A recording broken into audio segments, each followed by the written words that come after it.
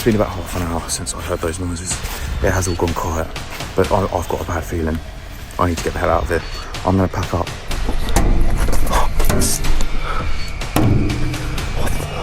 What was that? There's something up there.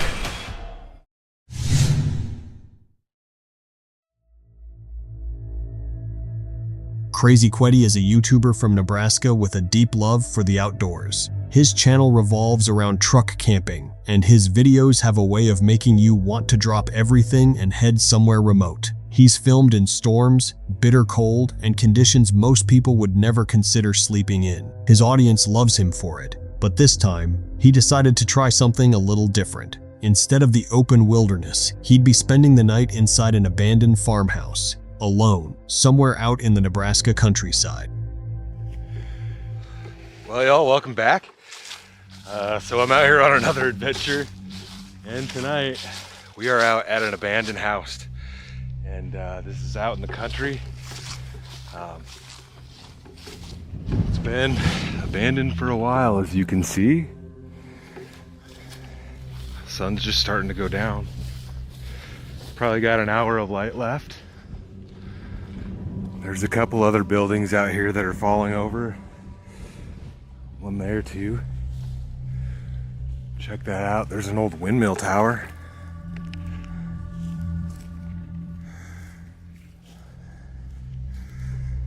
I was kind of hoping to stay on a covered porch, but the one in front looks like it's collapsed. Oh, there's a door there.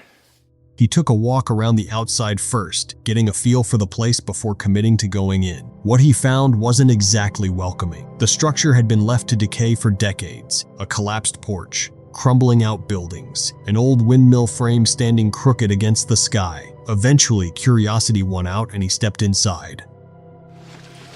Get my pack through this junk. Oh. It goes down to the basement or it goes up. This house was built in like 1925, and it hasn't been occupied since sometime in the 1980s. So it's been empty, I think, as long as I've been alive, or roughly there.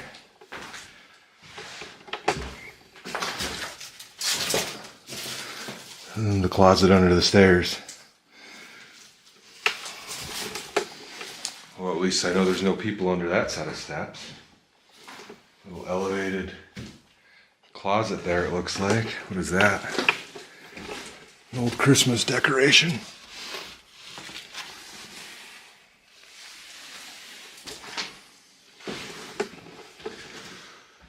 Well, do we risk walking up the steps?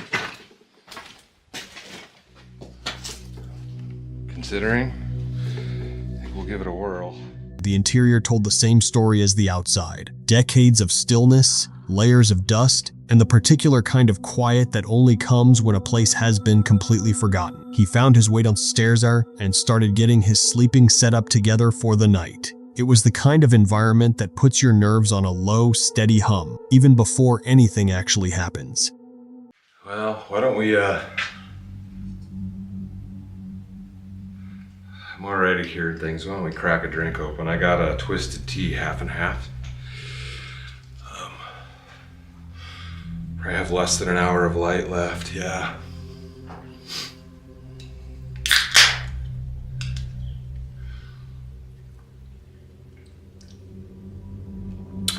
Courage in a can, I guess. I don't know what I'm doing here. Oh, man. Yeah, I'm already hearing things. Birds. I would be pretty nervous all night. Yeah. Then the light ran out, and that's when things stopped feeling quiet. Something was moving upstairs. There's something up there.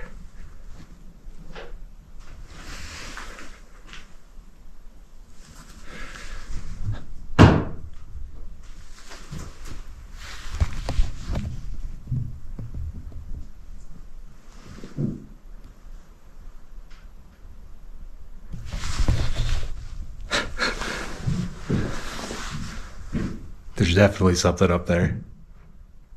Get! I can hear it walking around, whatever it is. Probably a raccoon.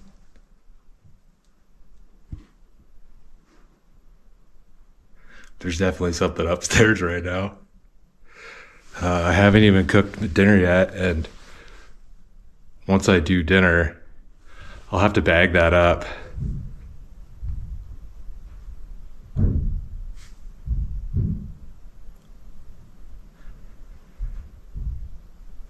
Bag up my leftovers or my food bag, and I'm gonna toss that outside as far as I can.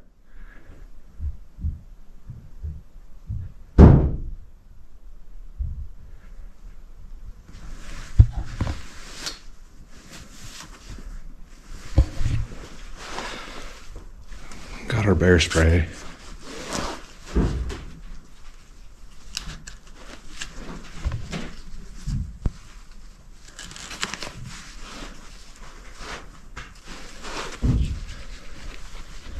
I don't have to spray anything, but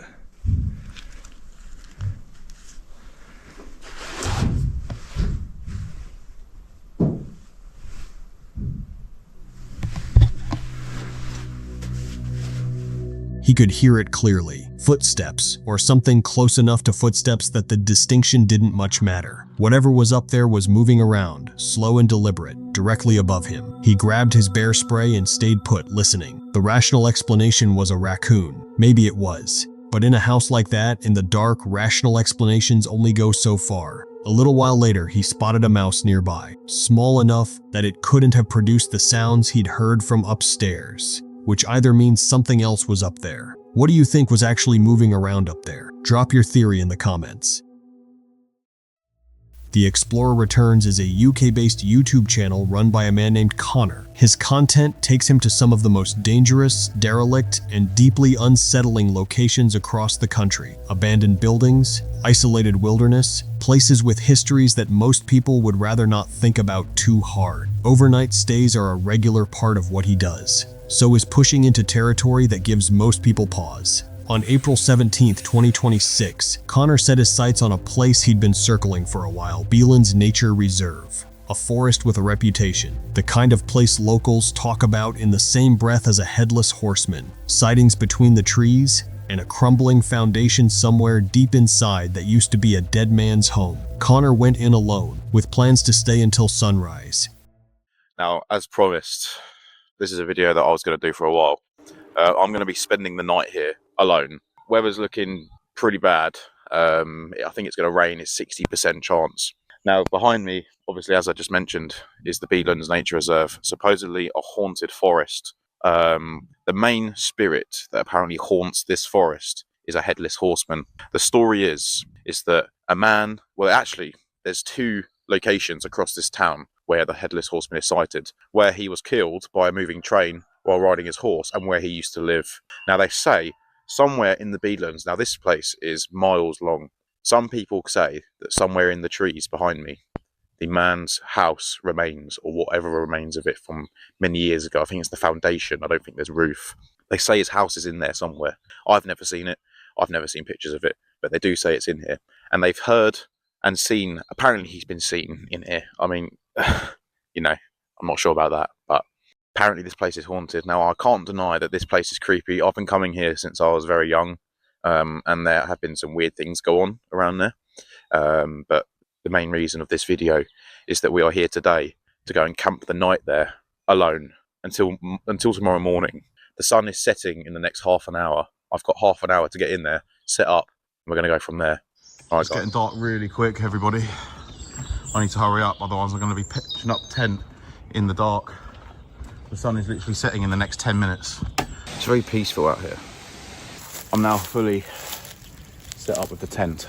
I've not seen a single person. All I can hear is birds, trains in the distance.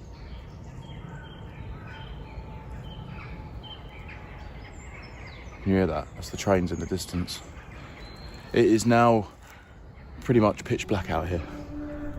I'm all alone. He found a spot he was happy with and got his tent up before the last of the light disappeared. By the time darkness fully took hold and Connor climbed into his tent, the forest had gone completely quiet. Then, not long after, the quiet broke.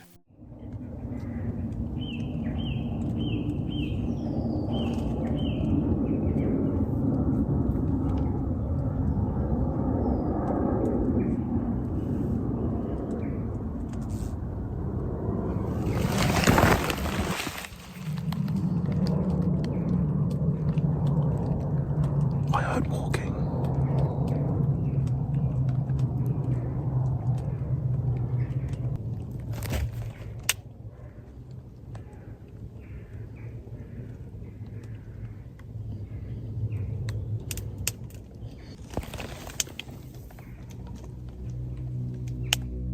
He heard footsteps just outside the tent. Whatever was out there wasn't passing through. It was moving around the campsite, slowly, deliberately, staying just beyond the reach of the light. Connor hadn't seen a single person since entering the forest. Yet here, in the middle of the night, something was right outside the nylon wall, separating him from the dark. Then a voice cut through the trees, shouting, distant but unmistakably human. Connor went still and waited. Minutes passed. Whatever was out there didn't move on, it stayed.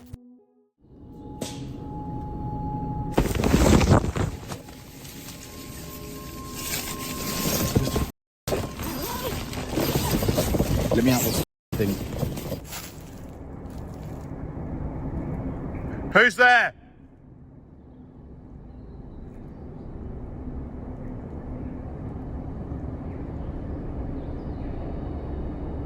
Stay the away from me.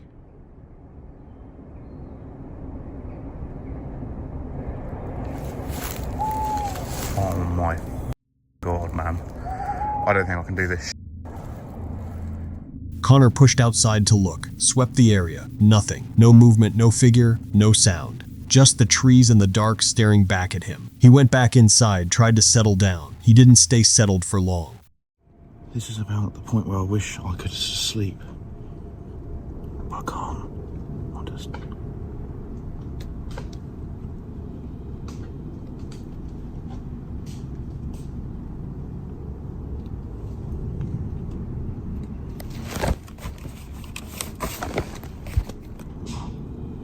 Oh my God.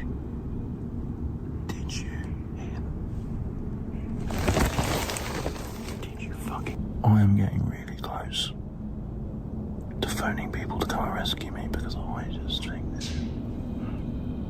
What is going on out there? This is straight up worse than any about... This is... I hear dogs. This is straight up worse than any abandoned building I've ever done. Oh my. The second time he was woken, the sounds were different, louder, more aggressive. Something was striking the trees, hard rhythmic impacts, like wood being swung against bark. The sounds built for several minutes, and then cut off completely. Connor made his decision. He was leaving. Guys, no, I'm sorry. I can't do this.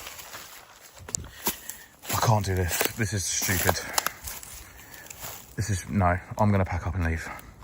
It's been about half an hour since I heard those noises. It has all gone quiet, but I've got a bad feeling. I need to get the hell out of here. I'm gonna pack up because now I've got to find my way out of this fucking forest. I have no idea which way it is. I'm going to try and pull up Google Maps. I'm going to try and work my way out of here. I'm going to pack all my stuff. I'm going to get the hell out of here. I tried. I stayed here for 6 hours. And even after all that shit, I didn't run. I was very close to just leaving all my shit here and just grabbing my car keys and just going, leaving it all here. Because I generally thought that there was someone here. I can't do it. I'm just sitting in that tent overthinking. And I do generally have a feeling that something bad's going to happen here. I'm so far away from town, like I'm probably at least 40 minutes away. And that's without getting lost. Maneuvering through this forest in the dark is just completely outrageous. It's going to be one fucking hell of a challenge. I'm now going to pack up. I'm just going to put the cameras down, pack up, and get the fuck out of here. He was already packing when he saw it, a flashlight, moving between the trees in the distance. A single beam of light, cutting through the dark. There was no explaining it away. Someone was out there. Someone had been out there the whole time. There's someone over there with a torch. Guys, there's someone. Shh.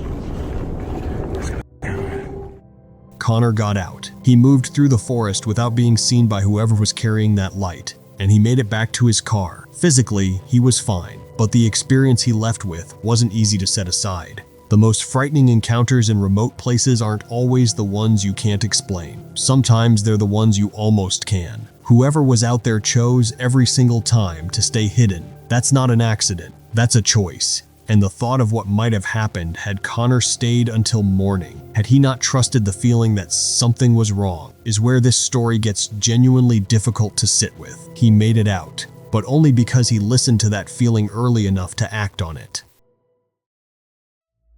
The Paranormal Chambers is a YouTube channel run by a couple with a shared interest in places that carry dark histories. Abandoned buildings, haunted locations, sites where something unsettling is said to linger. In this episode, they're heading to Cannock Chase, a forest in the English Midlands that holds a strange dual identity. On the surface, it's a quiet, sprawling woodland, but among paranormal enthusiasts, it has a reputation that goes back decades. Reported sightings of black-eyed children, mysterious creatures spotted between the trees, and ghostly figures believed to be soldiers from the First and Second World Wars, particularly near the Cannock Chase War Cemetery. Hi guys, another day, another investigation, and today we are at Cannock Chase. We've come to a different part now from the last couple of investigations that we've done, so fingers crossed we will catch something today. Join us. The video started the way most of their investigations do. Upbeat, curious, two people genuinely excited to see what the night would bring. That mood didn't last long. Hi guys, well, we're back in Cannock Chase. We're just having to do a bit of a detour. We've parked up and we started walking into the forest and two people came out of the other side, and then for some reason they keep following us. So we just walked up one way and they walked up there and they were watching us, so we've waited for them to go off the other way and we've come back down this way, and now we're just seeing if they do follow us or not, so we'll keep you posted. We just thought we'd start the video now. So anyway, welcome to tonight's investigation. Cannock Chase. Not quite started the way we were expecting, but I don't know if it's there now, can't see. No, I think we've given them the slip for now.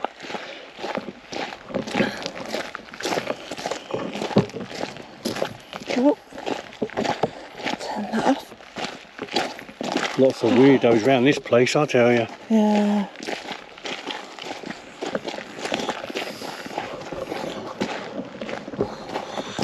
That was strange, that, guys.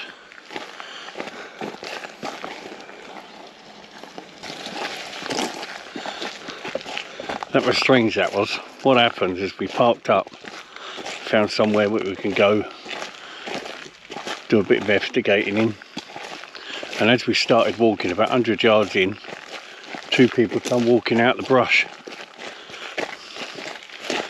And they started going up, then decided to turn back and follow us. And they were literally on Sarah's shoulder. Yeah. And then we walked off. We went up like a little side bit, didn't we, to throw them off track to see if they followed us. We went up a little path into the woodland. Well, like if they follow us. And they came round following us, but then went up on the main track on the same route as us. But we've then turned around and gone back. Went back the other way, didn't we then? The thing is, they kept watching us, didn't they? Yeah, they were constantly watching us. We're just wondering whether it's because of the equipment we're carrying. Maybe they wanted it. That's anything, isn't it? Shortly after entering the forest, something felt wrong. Two figures emerged from the tree line and began moving in the same direction as the couple. At first, it could have been a coincidence, but the figures kept pace, kept watching. When the couple changed direction to test them, the figures changed direction too. They stayed close enough to be unsettling, far enough to maintain distance. It became clear this wasn't a coincidence. Someone was following them deliberately and staying just out of reach. All right again. Right, here's another update. We are still being followed. We just seen them walking down the track behind us. They're probably about 200 yards up from the track. I don't know whether you can make that out, but there's the track up there, and they're just up around that corner. One of them just popped his head round the corner, so we're just stopped dead at the moment, just see what's happening. But it's looking like they are following us. Tucked behind there, aren't they? Because yeah, they're just round that bend. when you looked and noticed them, and they'd seen that they'd been seen, they like moved that way, didn't they, behind the bushes? Yeah.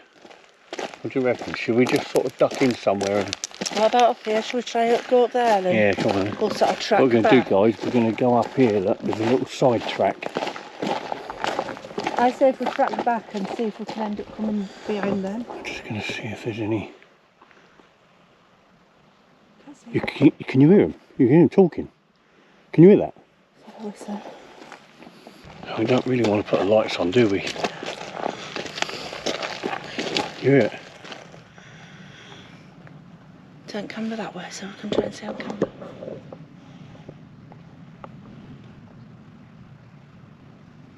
I think they're all coming. Try and be quiet. If we just wait here, we can see if they go past. Yeah. Just keep in a bit so they can't see you if they look up.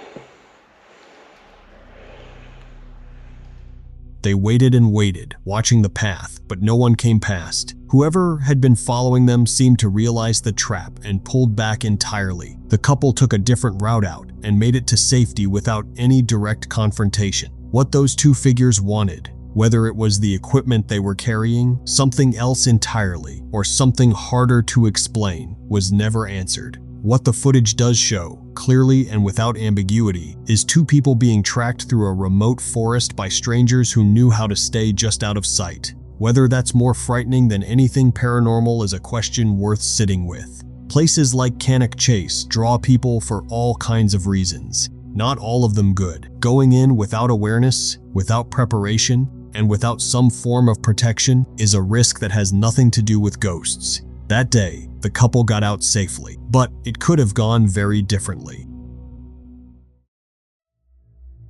Madison is the creator behind a channel that carries her name, a place where she documents solo camping trips, off-grid cabin builds, and life lived close to the wilderness. Her content isn't about drama or manufactured tension. It's quiet, genuine, and rooted in a real love for remote places. On September 12, 2023, she headed out alone into the mountains of British Columbia. Dense forest, harsh terrain, no one around for miles. Just Madison, her dog, and the kind of deep wilderness that doesn't care how experienced you are. After working her way through the mountain trails, she found a spot she was happy with and made camp. Oh my god, there's not a cloud in the sky. It was the super blue moon 2 nights ago. Of course it was a weekday, so I couldn't get outside and it was super cloudy, but I think the moon's gonna be pretty full tonight anyways. So this is everything I bring. This is everything I bring for Kiro. A little microfiber cloth. It weighs practically nothing and it dries really quick for his paws.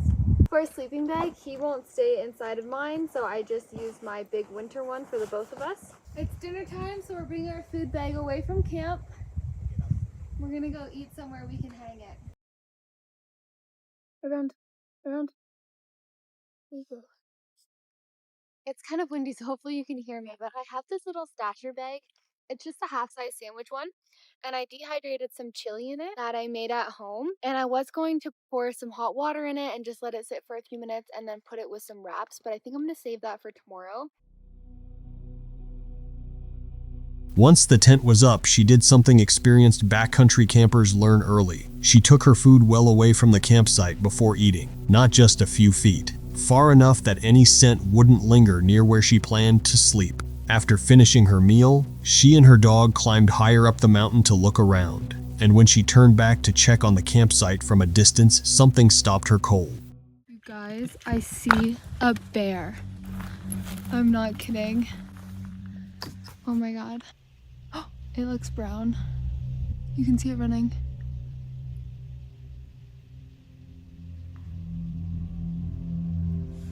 So I've never seen a bear before going to sleep in the backcountry. I've only ever seen one from my car, so it should be a fun night's sleep. Might have to take a melatonin, but our food is away from our tent. That's why we ate away from our tent. And I'm glad we explored the other side of the hill, not the one that he was on. But I do have my bear spray always strapped to my waist. First bear sighting while I'm in a tent. There was a bear right beside her tent. What Madison didn't fully realize in that moment was how close she may have come to something far worse. If she had stayed near the tent while eating, if the food smell had been concentrated around her sleeping area, that bear would have had every reason to move toward her directly. By carrying the food away before eating, she had unknowingly removed the thing most likely to draw the animal in. That one habit, practiced almost automatically, may have been the thing that kept the encounter at a safe distance. This encounter comes from Brendan, the creator behind the channel Brendan Explores. He's built his content around solo camps in remote locations, places where the isolation is part of the draw and the unpredictability comes with the territory. His videos tend to sit in that space between peaceful solitude and the quiet risks that follow you into it. On the 29th of March 2026, what was supposed to be a straightforward solo camp in the Shropshire Hills slowly unraveled into something that took that sense of control away from him completely.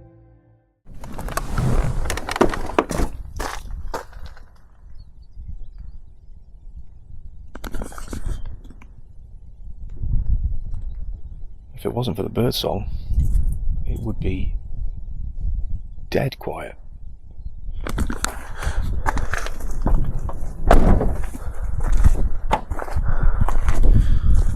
It was hard enough getting here, but I don't know if the reward is going to be what I imagined. The air is like soup, very moist. Just walking through this thick fog, I can feel the moisture on my face.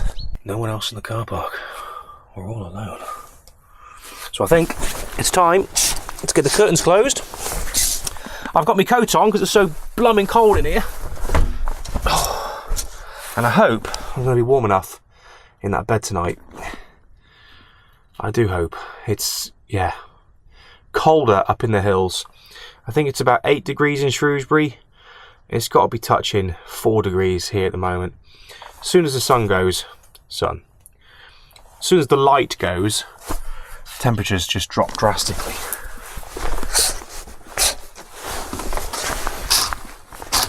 There's only one thing missing from this camp.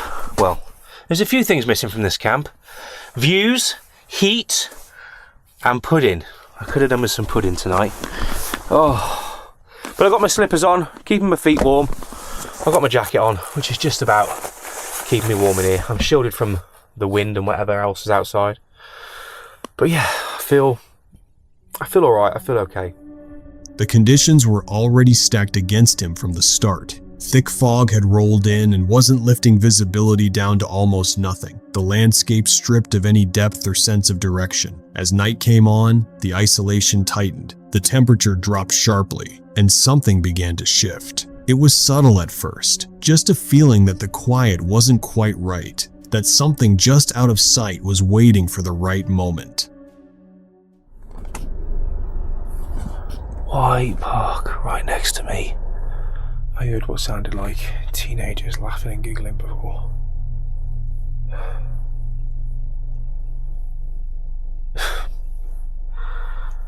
I was just about to get into bed. Flipping rave at Barry Ditches. Oh my god. I'm going to give it 10 minutes and hopefully they're just smoking whatever and then just going to pee off. Thank God for that. They've gone. Oh, that was just going to turn an already bad night into an even worse night. The only thing that's been good tonight is the dinner, bar the pudding. But yeah, we're all alone now. I am so ready to get into this bed. I'm freezing, I'm cold, I'm a little bit hungry. I could have done with a pudding, and I'm tired. Right, let's get this bed set up.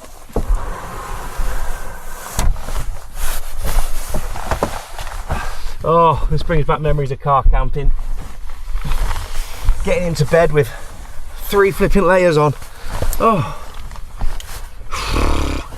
Anyway, I'm going to bid you a good evening on this somewhat disappointing camp, I guess.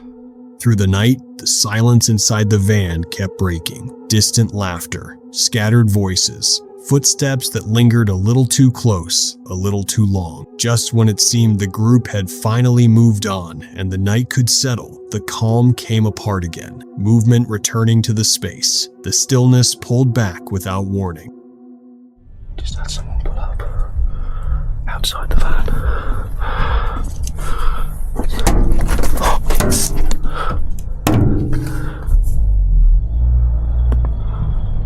What the f was that? Where's the light?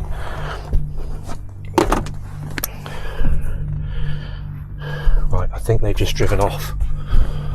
Where the hell are my keys? Right. Flipping midnight.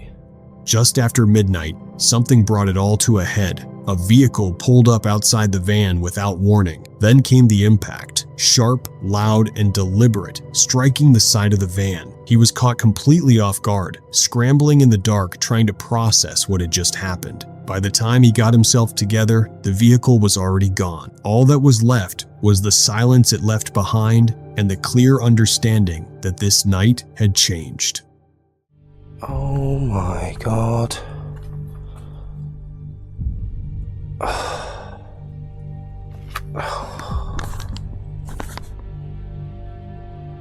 they done anything else?